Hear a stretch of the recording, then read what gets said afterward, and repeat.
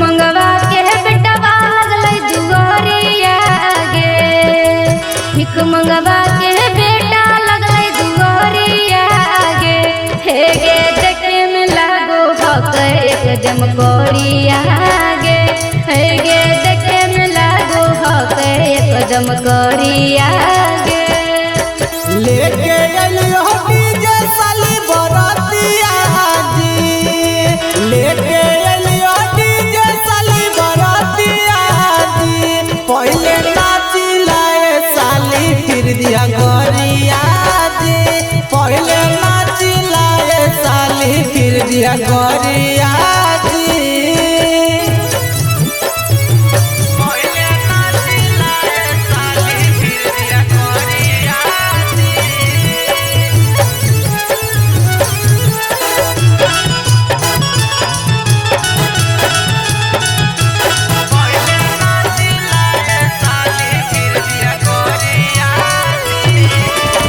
तनी को ना लगा को तोहरा के लाजा।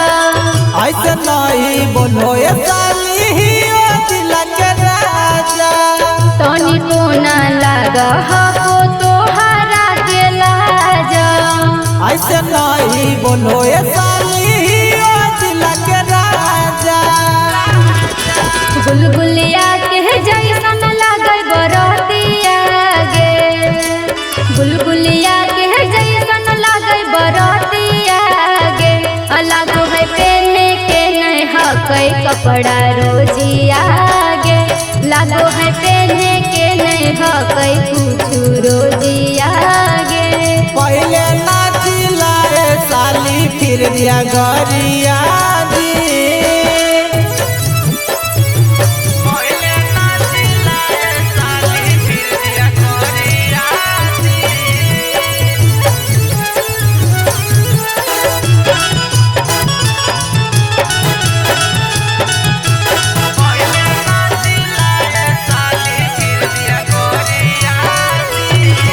अजी पापा तिलक दिलखुन मोटरसाइकिल 90,000 जी।